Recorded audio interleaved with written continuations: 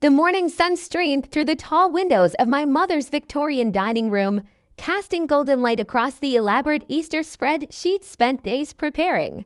Crystal glasses sparkled next to bone china plates, while fresh lila from her garden created the perfect centerpiece. Everything was immaculate as always. Everything except me.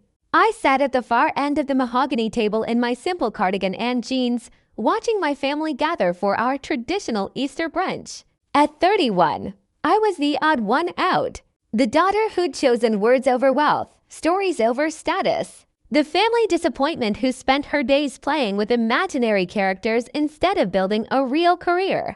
My brother Marcus arrived first, as always, making an entrance in his perfectly tailored suit. At 35, he was the golden child, the successful investment banker who'd followed in our father's footsteps. His wife, Jennifer, clung to his arm like a designer accessory, her diamond bracelet catching the light as she air-kissed our mother. "Sorry we're late," Marcus said, not sounding sorry at all. "Had to take a call from Tokyo. The markets never sleep. You know, my sister, Veronica, arrived moments later with her husband, David, both looking like they'd stepped out of a country club magazine. She managed 3 high-end boutiques and never let anyone forget it. Traffic was terrible," she announced. "Everyone's going somewhere for Easter, though. I suppose some people don't have anywhere important to be." The comment was directed at me, of course. I'd driven exactly 4 blocks from my modest apartment above the used bookstore where I worked part-time. In their minds, this proved my lack of ambition, my acceptance of mediocrity. "Where's Dad?" I asked, noting the empty chair at the head of the table. "Golf," Mom replied, her tone suggesting this was somehow my fault. "He'll be along shortly, though he's not thrilled about having to cut his game short for," she gestured vaguely in my direction. Aunt Helen bustled in from the kitchen carrying a tray of mimosas. At 68, she was Mom's older sister and the family's unofficial keeper of social standards. "Oh, good. Everyone's here," she said, then paused when she saw me.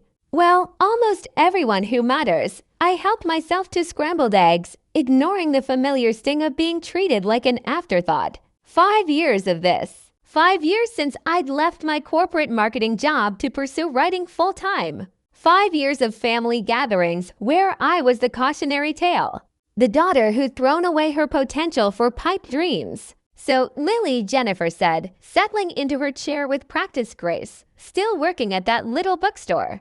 "Among other things," I replied, keeping my voice neutral. Marcus laughed, the sound sharp and dismissive. "Other things like what your little writing hobby?" I thought about the email I'd received yesterday from my editor at Penguin Random House, the one confirming that my latest novel had just hit #1 on every major bestseller list simultaneously. But I said nothing. "It's not a hobby if you're trying to make money at it," Veronica chimed in.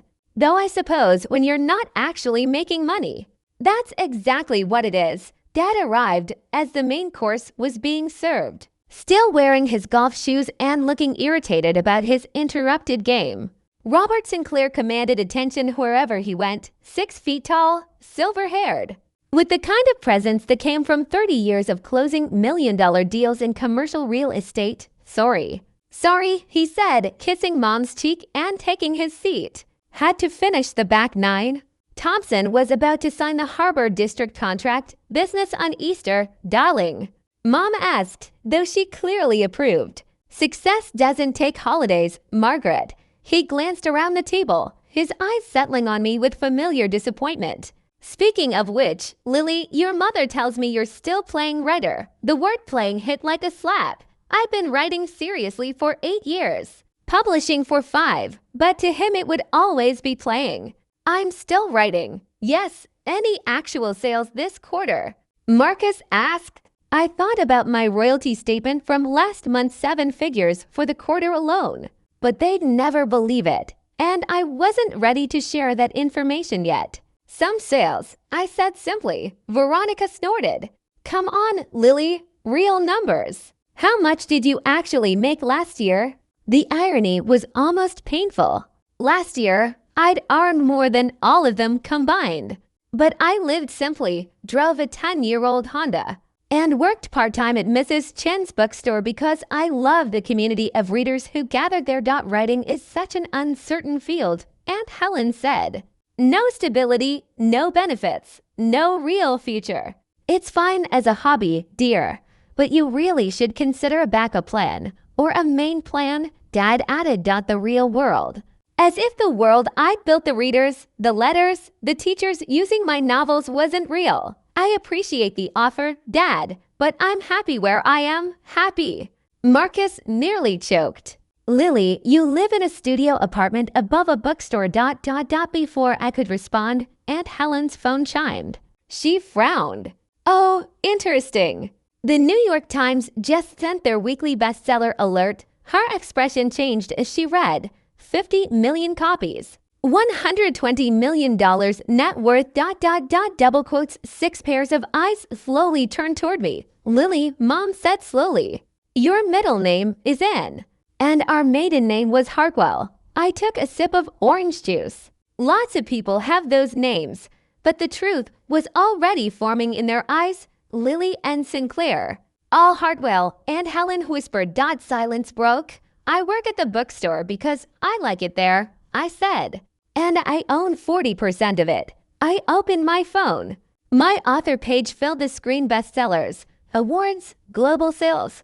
I'm all Hartwell. The fork dropped. The phone slipped. The room collapsed into disbelief. You can single quotes T. Mom stammered.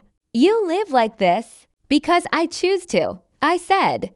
I also own this apartment building and several properties. Marcus blinked. How many? About 40 properties, valued around 120 million. The word asterisk million asterisk landed like a physical object. Then my phone rang. Lily, my agent said, International Publishers Association wants to give you a Lifetime Achievement Award. When I hung up, I looked back at them. You were saying. Months later, London. Red carpet, cameras, the award in my hands. My success began with stories, I said. Not validation. In the front row, my family watched in silence, no longer dismissive, only stunned. Afterward, my father approached. I was wrong, he said simply. About everything. I didn't answer immediately because the truth was simpler than revenge. I hadn't become successful to prove them wrong. I had become successful because I never stopped writing, and that had always been enough.